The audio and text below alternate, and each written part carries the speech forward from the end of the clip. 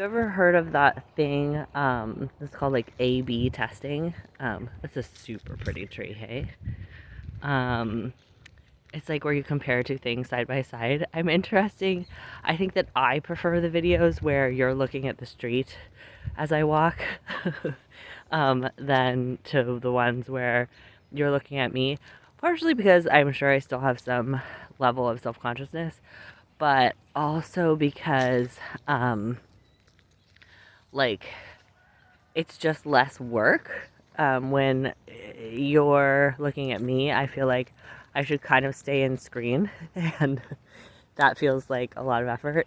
Also, this morning I'm wearing a hat and a hood and glasses, and I feel a little bit like I'm being like super incognito, and I still have ideas about like what is the right way to be on camera. So there goes a truck. I also am aware that the right way to be on camera is to not record while trucks go by. But here we are. I think in an ideal world, I would have a YouTube channel that was only audio, which I know you're going to say, well, that's called a podcast. But it is way harder to upload things to podcast things than it is to YouTube. I'm not sure why, but one of the main reasons why I post everything on YouTube is because YouTube is like very easy to post things to. You just press this plus button, and when you're doing it to like what was it? Spotify used to be way easier, and then this summer they transitioned to Riverside as their like processing platform, and you may have noticed that I stopped doing my podcast at that point, and that is primarily because I could not figure out Riverside and it was too stressful for me, and I want to record on Zoom because Zoom is easier for me to manage, and it won't let you record on Zoom, and I mean it will somehow. It's just one of those things where it's like I don't know how to do it now, so it feels too hard to figure out, and so I just stopped doing the podcast. I also was having like an awareness that during the conversations I was wanting people to talk about certain things, and I was feeling the impulse of like trying to steer the conversation, which is a feeling I really don't enjoy. And I realized like people are going to say all sorts of stuff, and there's no way to determine what people are going to say. And then if I like record something with them for 2 hours, and then I'm like, I could figure out how to edit, obviously, but editing also feels too hard. Good morning, Rooster. So then I end up feeling like I don't want to not post anything from them, but I also don't necessarily want to post what they said. What is this little thing? A little footstool, if you will, but not quite. I don't know what that is. Oh, it's like a storage footstool. Okay, we're gonna pass. One of my favorite things is free stuff on the side of the road. Okay, so what am I here to chat about today? I was listening to a podcast about PDA, with it's the Projector and the Flail with Jessa Reed and Mark Pontius, and I don't remember which one it was, but I will go back and look. So it's not public displays of affection. What's it called? Pathological demand avoidance. Okay. And I was thinking about how I really, like, my upbringing was super duper conservative Christian. And there's this song, Onward Christian Soldiers. Wait, I think I just sang like a military song tune to the Onward Christian Soldiers. That's super fascinating. So I don't remember how the tune But that tune that I just sang is like, da da da da da da da, marching off to war, another snake. We have passed so many snakes lately on this road. My friend said it's a blessing. Okay, so I think I sang a military tune to the Onward Christian Soldiers song, but there is a song called Onward Christian Soldiers, and it's the idea that like we're fighting for God or whatever. And I was reflecting this morning about how this past weekend I had bought tickets to see Martha Beck and Liz Gilbert do this workshop in Toronto.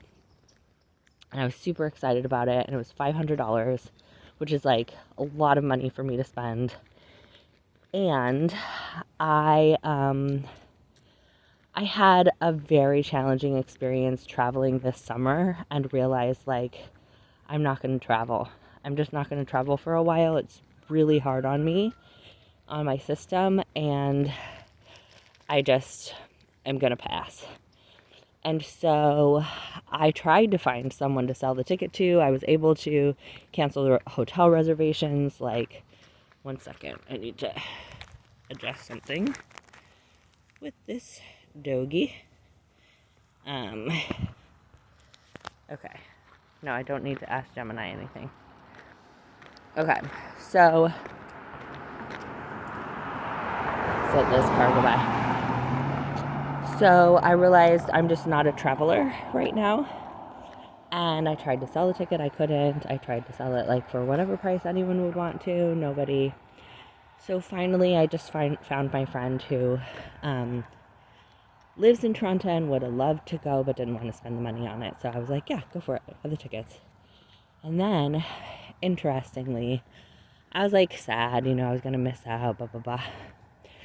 And I was like, that's okay, I'll do like a bunch of house stuff this weekend and I'll listen through WhatsApp.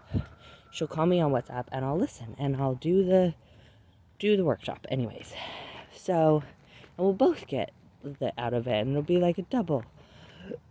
So what ended up happening was I could not hear when she called me on WhatsApp. It just didn't pick up the audio or whatever of the speakers. And so I was like straining and it was super stressful, and within the first hour I was pretty clear like we're gonna let this go, it's not worth it. And I got sick, and so I spent pretty much the entire Saturday on the couch watching this show called Night Agent on Netflix, which is like a mix of, I won't give any spoilers, but it's like a mix of patriotism. It glorifies patriotism and criticizes corrupt governance, okay? Which is so appealing to me in this very interesting way that I was like, why do I like this? Because I also loved The Diplomat and Madam Secretary and like West Wing and all these type of things. I've always been like, why do I like that? And then I was listening to the PDA thing this morning, and Mark was saying, which is something I say a lot too, but it just clicks differently when you hear somebody else talking about it, that, the school systems and the military and whatever, they're geared to have people, like disconnect from their own inner knowing and listen to an external authority so that they're more controllable. And even my kid and I were talking about that this morning because he's in a soccer team. And now that he's 13, they're doing some more like aggressive, like, you're going to run because you're in trouble. And I was like, they need you to do conditioning because that's going to be helpful in a soccer sense. But this culture that's like crossed over from military is about getting you to listen to them above listening to yourself, because in a stressful situation, they want that to be your default. And it's, it sort of makes sense, because if I'm out in a war zone and I'm listening to my own inner voice, I am far more likely to just like lay down or run away or not kill somebody, right? Even if they are my so-called enemy. But if that connection with my inner voice has been trained out of me through fear-based authority training, then I'm more likely to listen to my like authority in that context, my like whatever it is, captain or something, and go kill somebody or go risk my own life for the cause. So this made me realize that not only are sports taking this same paradigm or rule book from military, so is religion in a lot of senses. And specifically, evangelical Christianity takes that same rule book from military training and says we're dying for the cause of glory to God or saving people's souls or whatever, onward Christian soldiers, right? And I was so steeped in that, and actually I really recently found out that I have two ancestors who in 1555 in England were burned at the stake for their religious beliefs, and specifically for speaking out against the Queen and translating the Bible, which is interesting because I was super passionate about translating the Bible and martyrs as a kid, and that was like my life goal. I actually got a degree in linguistics in order to support that dream. But anyways, I was so into growing up this idea of fighting for a cause and being loyal to a cause and sacrificing for a cause. And so it makes sense that I would really find some like familiar comfort and inspiration from these shows that are about patriotism, because patriotism is very similar to what do they call a person who's like a religious fanatic? It's like a little bit more positivized word than fanatic. Is a zealot, right? A zealot. And I admired the zealots in the Bible. I super admired Jesus. I wanted to be like that type of Christian that would go turn over a table, confront authorities, like have a cause that I was fighting for, yada yada. And so it makes a lot of sense that I gravitate towards those shows, and it makes a lot of sense that I have loved having a cause. But what's interesting is that when, like, in a lot of ways, this pathological demand avoidance basically just means like uncontrollable, right? Which is really maddening for the authorities. So of course they're going to pathologize that. They're going to say this is actually like a mental illness or a problem or something that needs to be fixed if you cannot be controlled by authority. And so in that sense, I feel like the PDA and the autism and the neurodivergence and the ADHD and all of these things, even schizophrenia, bipolar, borderline, all of these diagnoses are just basically saying like we can't control you with external authorities, and so we are going to control you through pathologizing or medicating you. And you know, after I came out, I overdosed after coming out, and I was like, I woke up before I was unconscious from the overdose, and then they revived me. I had a near-death experience. They like fed me charcoal, what have you. I woke up in the hospital, and when I gained consciousness, I already had been given a diagnosis of borderline and bipolar, and I already had been given lithium, trileptal, which is an antipsychotic. Lithium's a mood stabilizer. Celexa, Wellbutrin, and I think Xanax. So I had, and then they added Seroquel and Abilify later. So I was like so drugged for 2.5 years, and was living in my parents' house. Like, I don't even remember how I got there, how I was living in New Orleans at the time. Like, they flew me home somehow. I don't know if I was conscious. But all of this happened, from what I can tell. Hold on one second. I need to get this pup. Hey, here we go. All of that happened because I was like, hey, I'm not going to actually follow the rules of staying alive, which is also touching on the like radical autonomy that I really believe in, that we have the right to decide if we live or die. I loved it at that phase of life because everyone in my world was telling me like suicide is the worst sin and that you were gonna like go straight to hell. And I found a verse in the Bible that I have tattooed on me actually. It's Deuteronomy something. And it's I have asked heaven and earth to witness today. I have set before you a choice you must make, life or death, blessings or curses. The choice is up to you. And then it says like choose life. But it's interesting. It was so satisfying to me to find that like actually that choice is mine. And I can be in a situation where I am going to choose to allow people the dignity to decide whether life is something that is working for them or not.